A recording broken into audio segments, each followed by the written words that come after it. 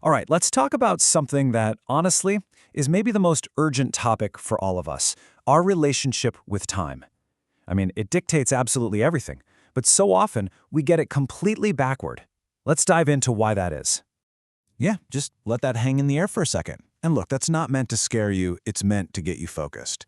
It is the one single truth that every single one of us shares, and it's the big idea we're going to unpack today. It's a crazy paradox when you think about it, isn't it? We know, logically, that our time is limited, but we act like we have an infinite supply. It's like we're constantly betting on a future that might not even show up. So, why on earth do we do that? Well, it all starts with this simple, but kind of dangerous, assumption we make every single day. We tell ourselves this very comforting lie, that tomorrow is a sure thing. I mean, think about how many times you said it. Oh, I'll start that thing tomorrow, or I'll have that hard conversation next week. But who promised us tomorrow? You can wake up one day feeling like you're on top of the world, and then bam, the next day the world is on top of you. Nothing is ever guaranteed. So, what's the big deal? What's the real cost of thinking this way? Well, the answer usually smacks you in the face when you start looking backward. Which brings us to the second point, this powerful illusion our minds create called hindsight. So there's this fantastic story from the author Morgan Housel that just nails this idea. He and his wife were reminiscing about their early 20s when they lived in New York, no kids, not a lot of heavy responsibilities, and he got all nostalgic. And this is where it gets so interesting. Look at this contrast. Housel was saying, man, those were the golden years. But his wife immediately called him on it. She said, you were miserable. You hated it. And this just perfectly shows what happens, right? Looking back, we realize all those fears we had were way overblown. The struggles that feel so all-consuming right now, they often become the very stories we cherish later on.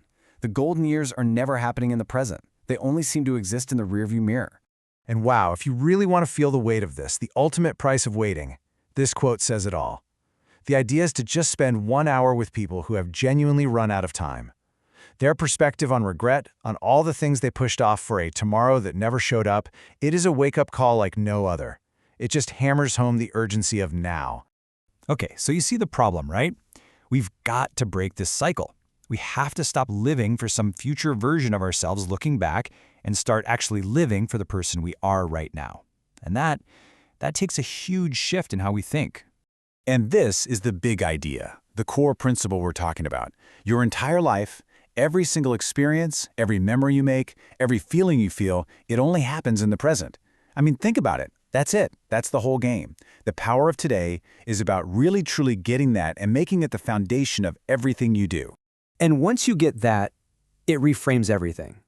So many of us are obsessed with this idea of adding more years to our life, living longer.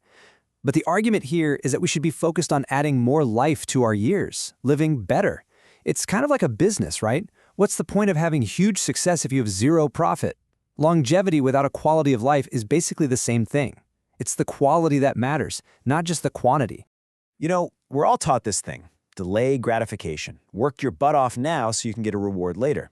And hey, for little things, day-to-day stuff, it works, sure. But when you scale that up to your entire life, sacrificing your youth, your health, your relationships for some distant retirement paradise, man, that is an awful strategy. You risk getting to the end with no reward at all.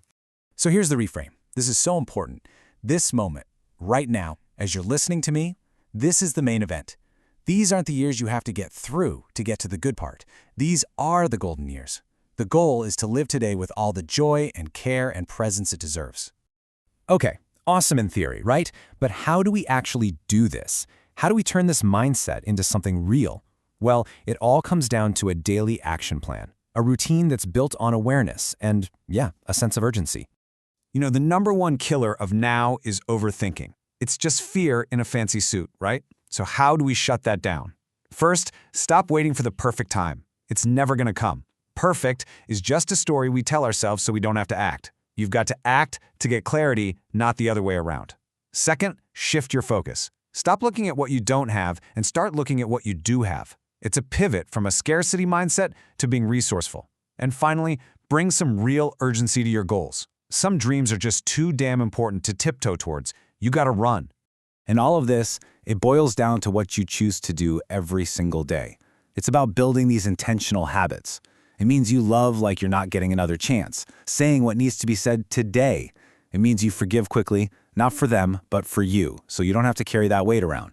It means letting go of that old story or that grudge that's just holding you back and trying again the second you stumble, no hesitation. It's a daily choice to give this day everything you've got, because today's the only thing you're guaranteed. And in the end, that's what it all comes down to. Just one. You get one shot at this.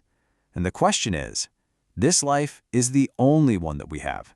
So what are we going to do to make it our best? So I'm going to leave you with this final question. And look, this isn't supposed to be dark or morbid. It's just about getting crystal clear. If you really truly knew this was it, what would you change? What call would you finally make? What words would you say? What action would you take right now? Whatever your answer is, that's what really matters to you. And the challenge for all of us is to start living that way, starting today.